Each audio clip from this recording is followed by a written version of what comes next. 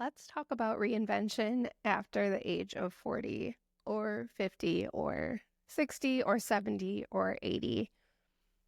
My podcast is called Unwritten, and I get the privilege of interviewing mostly women who are just doing really cool things. And I interview them because I gain insight from listening to other people's stories. It's always been super helpful for me when I'm going through hard times to listen to a podcast, to listen to a YouTube video of something that might inspire me or encourage me or uplift me. What I've learned through the podcast that what I've learned from these women is that there is never the right time or the right age or the right circumstance to try something new, to get over the fear of being seen, or to simply just reevaluate your life and life choices and everything. I have friends the ages of 30 to 70, and it's all the same. It's all the same. I thought I'd have it figured out by now, and I'm not sure why we think this.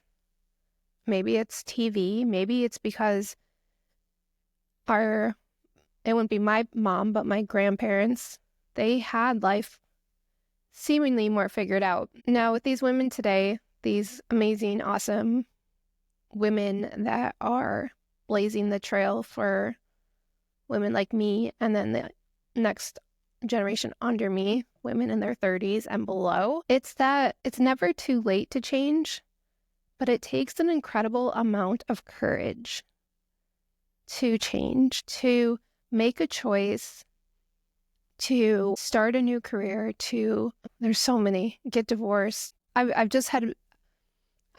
been so privileged to hear stories, and I don't want to put them all into like a ball of stories. So I'm being careful about how I talk about them. But there's never a good time to make a hard decision for you, for me, for yourself, because we give so much to others. And when we get to this point, and it can happen at any age, we wonder, okay, when is it time for me? When is it time for my needs, my desires? And what have I done with my life to this point that I feel inspired by? And how do I want to live the rest of my life? We all get to this point at whatever age. I've been doing it this way. I've been checking the boxes. I have everything, and I have done everything that I set out to do as a young woman. But I've been discouraged lately because these things that I thought I should do for my family, for my friends, for my partner, they're not giving back to me. And I feel empty. And I feel sad. There's all these words that come up: tired, depressed, anxious. And we start feeling this way because we're not living a life in alignment with the gifts that we were given.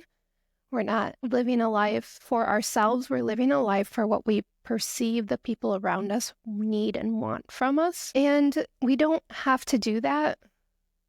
But it takes an incredible amount of work to realize that, okay, I don't have to do this anymore. Getting to that point is the hard work. When you realize I don't have to do this anymore, you take a leap. That's very scary. But at that point, the universe is kind of like ready to catch you. It's scary, but it's that point, that moment of, okay, what do I need for me now? It's undoing what your parents taught you. It's undoing what your friends are doing. It's undoing what you're taught in school. It's completely undoing everything that you learned at a very young age. I believe it's 0 to 6, and I'm not a psychiatrist, so I'm not exactly sure about that.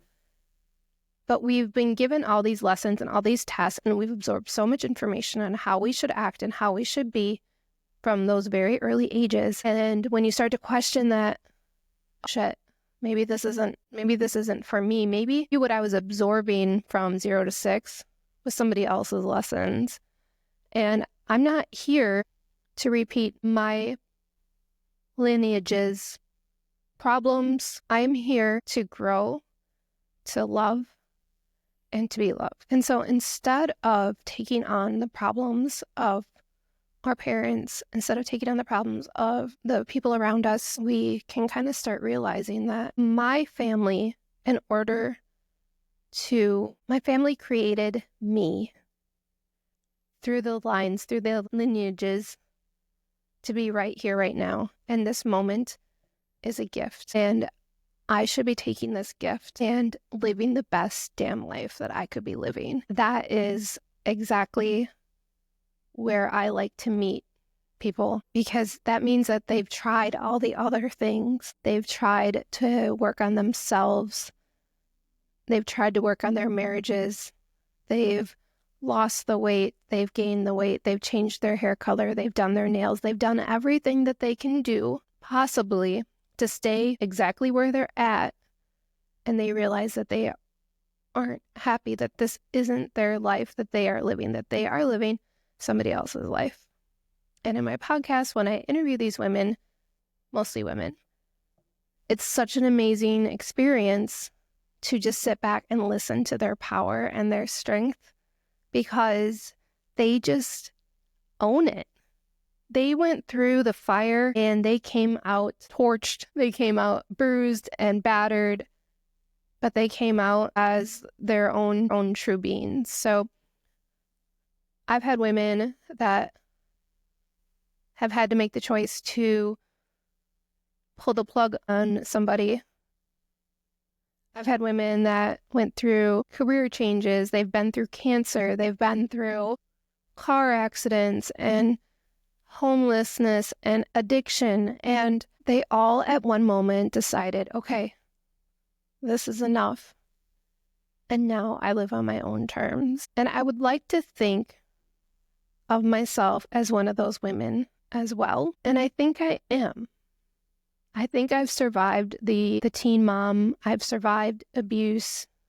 I've survived foreclosure, bankruptcy, 2 divorces, starting over, building a business, having a child with special needs. I've survived all these things, and I've come out each is like a war within itself, and I come out bruised and battered, but knowing my inner power. And in this world, we don't really acknowledge that inner power that we have. We acknowledge purses and cars and homes and our kids and their sports and their colleges and their degrees. But what I'm most interested in is that war that you've been through within yourself and how you've come about a different person. And if you're at that point where you're questioning, am I strong enough? Can I do this? What's on the other end? I don't know if I can. All of those things, that means that you're really, really close to winning the battle. You just don't see it yet.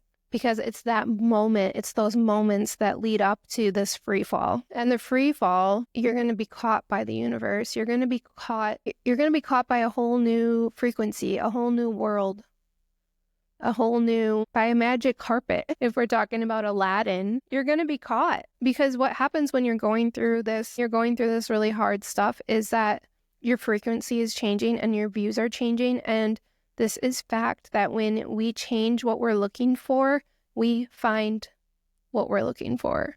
If you're looking for an opportunity to change, you're going to find it. If you're looking for an opportunity to stay the same, you're going to find it. Whatever you put your attention to, you're going to find it.